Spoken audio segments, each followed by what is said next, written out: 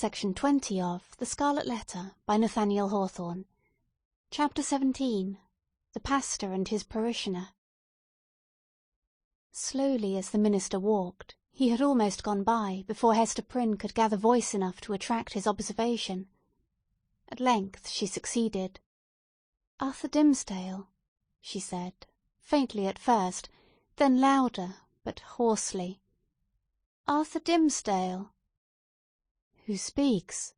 answered the minister. Gathering himself quickly up, he stood more erect, like a man taken by surprise in a mood to which he was reluctant to have witnesses.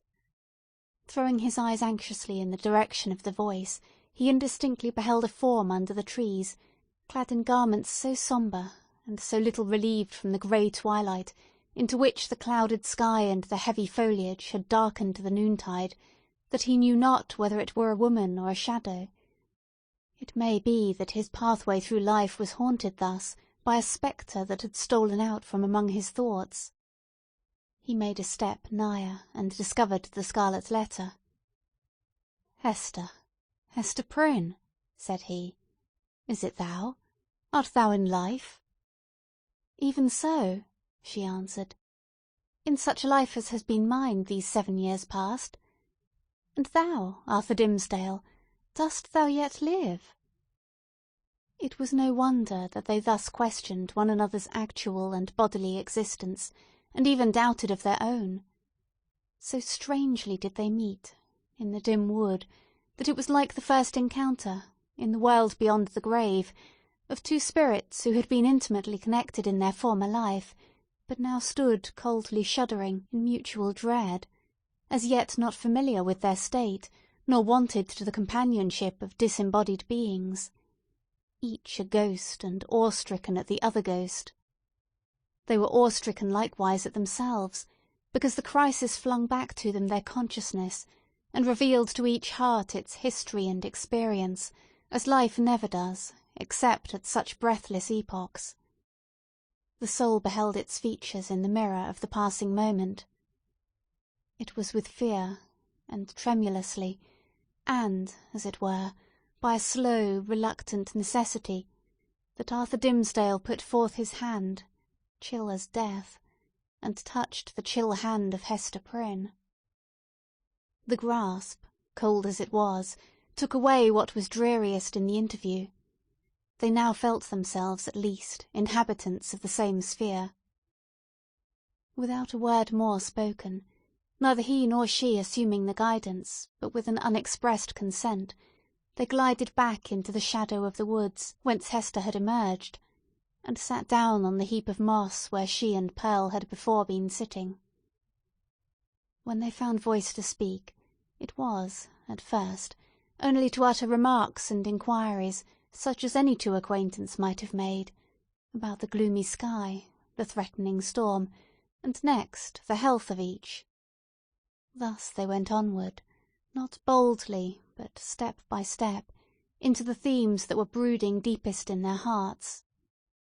So long estranged by fate and circumstances, they needed something slight and casual to run before, and throw open the doors of intercourse, so that their real thoughts might be led across the threshold. After a while, the minister fixed his eyes on Hester Prynne's. "Hester," said he, "hast thou found peace?" She smiled drearily, looking down upon her bosom. "Hast thou?" she asked. "None. Nothing but despair," he answered. "What else could I look for, being what I am, and leading such a life as mine? Were I an atheist, a man devoid of conscience, a wretch with coarse and brutal instincts, I might have found peace long ere now. Nay, I should never have lost it. But, as matters stand with my soul, whatever of good capacity there originally was in me, all of God's gifts that were the choicest have become the ministers of spiritual torment. Hester, I am most miserable." "The people reverence thee," said Hester, "and surely thou workest good among them. Doth this bring thee no comfort?" "More misery, Hester, only the more misery," answered the clergyman, with a bitter smile. As concerns the good which I may appear to do, I have no faith in it. It must needs be a delusion. What can a ruined soul, like mine, effect towards the redemption of other souls, or a polluted soul towards their purification? And as for the people's reverence, would that it were turned to scorn and hatred. Canst thou deem it, Hester, a consolation, that I must stand up in my pulpit, and meet so many eyes turned upward to my face, as if the light of heaven were beaming from it, must see my flock hungry for the truth, and listening to my words as if a tongue of Pentecost were speaking, and then look inward, and discern the black reality of what they idolize? I have laughed, in bitterness and agony of heart, at the contrast between what I seem and what I am, and Satan laughs at it.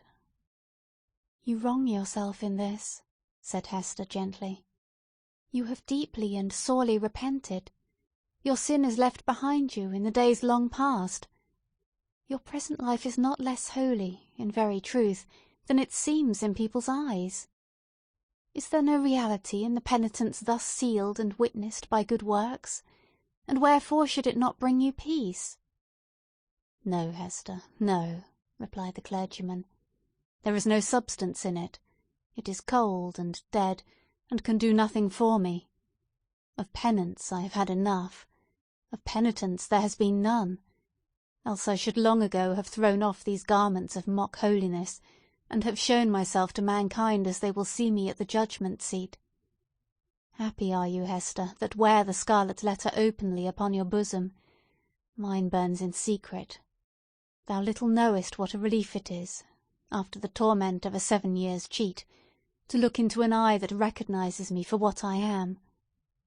Had I one friend, or were it my worst enemy, to whom, when sickened with the praises of all other men, I could daily betake myself, and be known as the vilest of all sinners, methinks my soul might keep itself alive thereby.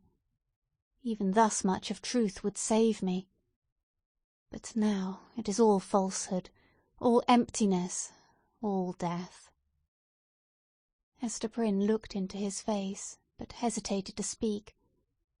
Yet, uttering his long-restrained emotions so vehemently as he did, his words here offered her the very point of circumstances in which to interpose what she came to say.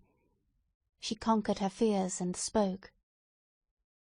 "Such a friend as thou hast even now wished for," said she, "with whom to weep over thy sin, thou hast in me, the partner of it."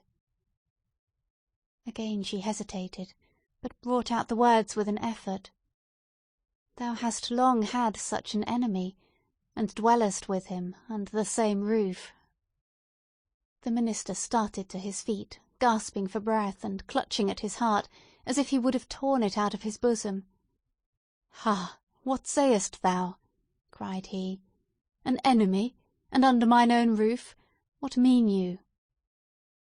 Hester Prynne was now fully sensible of the deep injury for which she was responsible to this unhappy man, in permitting him to lie for so many years, or indeed, for a single moment, at the mercy of one whose purposes could not be other than malevolent.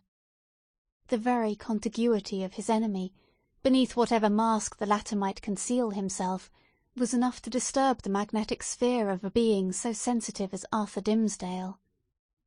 There had been a period when Hester was less alive to this consideration, or, perhaps, in the misanthropy of her own trouble, she left the minister to bear what she might picture to herself as a more tolerable doom. But of late, since the night of his vigil, all her sympathies towards him had been both softened and invigorated. She now read his heart more accurately. She doubted not that the continual presence of Roger Chillingworth, the secret poison of his malignity, infecting all the air about him, and his authorized interference, as a physician, with the minister's physical and spiritual infirmities, that these bad opportunities had been turned to a cruel purpose. By means of them, the sufferer's conscience had been kept in an irritated state, the tendency of which was, not to cure by wholesome pain, but to disorganize and corrupt his spiritual being. Its result, on earth, could hardly fail to be insanity, and hereafter that eternal alienation from the good and true, of which madness is perhaps the earthly type. Such was the ruin to which she had brought the man, once, nay, why should we not speak of it, still so passionately loved?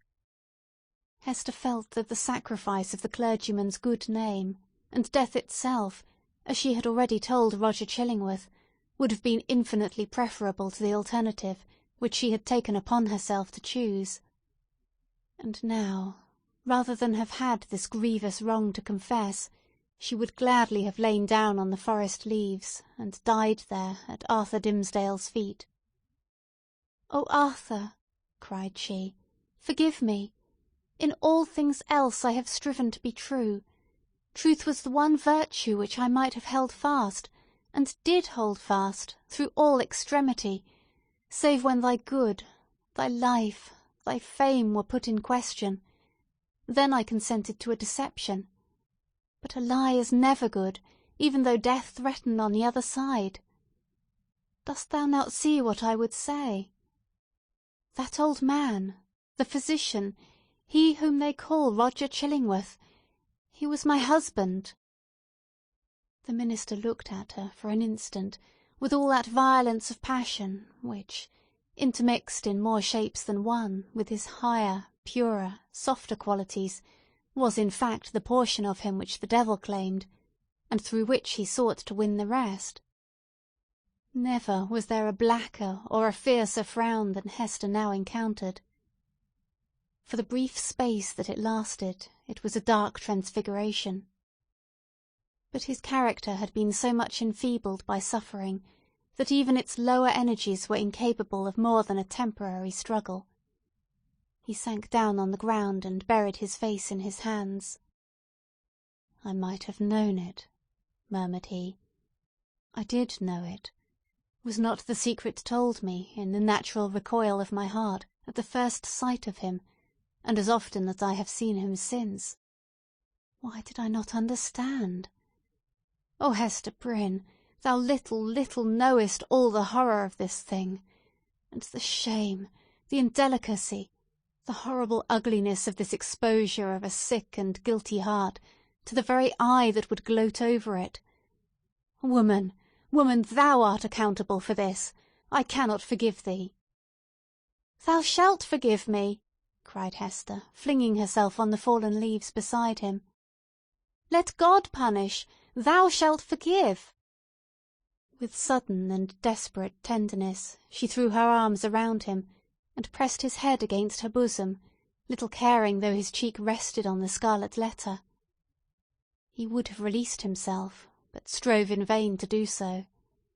Hester would not set him free, lest he should look her sternly in the face. All the world had frowned on her. For 7 long years had it frowned upon this lonely woman, and still she bore it all, nor ever once turned away her firm, sad eyes. Heaven, likewise, had frowned upon her, and she had not died. But the frown of this pale, weak, sinful, and sorrow-stricken man was what Hester could not bear and live. "Wilt thou yet forgive me?" she repeated, over and over again. "Wilt thou not frown? Wilt thou forgive?" "I do forgive you, Hester," replied the minister at length, with a deep utterance, out of an abyss of sadness, but no anger. "I freely forgive you now. May God forgive us both. We are not, Hester, the worst sinners in the world. There is one worse than even the polluted priest. That old man's revenge has been blacker than my sin. He has violated, in cold blood, the sanctity of a human heart. Thou and I, Hester, never did so." "Never, never," whispered she. "What we did had a consecration of its own. We felt it so. We said so to each other. Hast thou forgotten it?" "Hush, Hester," said Arthur Dimmesdale, rising from the ground. "No, I have not forgotten." They sat down again, side by side, and hand clasped in hand, on the mossy trunk of the fallen tree. Life had never brought them a gloomier hour. It was the point whither their pathway had so long been tending, and darkening ever as it stole along, and yet it enclosed a charm that made them linger upon it, and claim another, and another, and after all another moment. The forest was obscure around them, and creaked with a blast that was passing through it. The boughs were tossing heavily above their heads, while one solemn old tree groaned dolefully to another, as if telling the sad story of the pair that sat beneath, or constrained to forebode evil to come. And yet they lingered. How dreary looked the forest track that led backward to the settlement, where Hester Prynne must take up again the burden of her ignominy, and the minister the hollow mockery of his good name. So they lingered an instant longer. No golden light had ever been so precious as the gloom of this dark forest. Here, seen only by his eyes, the scarlet letter need not burn into the bosom of the fallen woman. Here, seen only by her eyes, Arthur Dimmesdale, false to God and man, might be, for one moment, true. He started at a thought that suddenly occurred to him. "Hester," cried he, "here is a new horror.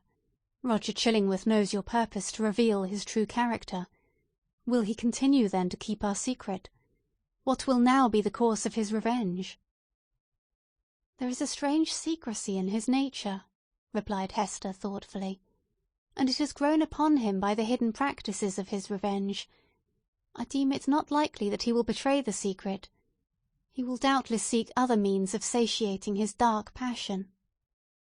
"And how am I to live longer, breathing the same air with this deadly enemy?" exclaimed Arthur Dimmesdale, shrinking within himself, and pressing his hand nervously against his heart, a gesture that had grown involuntary with him. "Think for me, Hester. Thou art strong. Resolve for me." "Thou must dwell no longer with this man," said Hester, slowly and firmly. "Thy heart must be no longer under his evil eye." "It were far worse than death," replied the minister. "But how to avoid it? What choice remains to me? Shall I lie down again on these withered leaves, where I cast myself when thou didst tell me what he was? Must I sink down there and die at once?" "Alas, what a ruin has befallen thee!" said Hester, with the tears gushing into her eyes. "Wilt thou die for very weakness? There is no other cause." "The judgment of God is on me," answered the conscience-stricken priest. "It is too mighty for me to struggle with." "Heaven would show mercy," rejoined Hester, "hadst thou but the strength to take advantage of it." "Be thou strong for me," answered he. "Advise me what to do." "Is the world, then, so narrow?" exclaimed Hester Prynne, fixing her deep eyes on the minister's, and instinctively exercising a magnetic power over a spirit so shattered and subdued that it could hardly hold itself erect. "Doth the universe lie within the compass of yonder town, which only a little time ago was but a leaf-strewn desert, as lonely as this around us? Whither leads yonder forest track? Backward to the settlement, thou sayest. Yes, but onward too.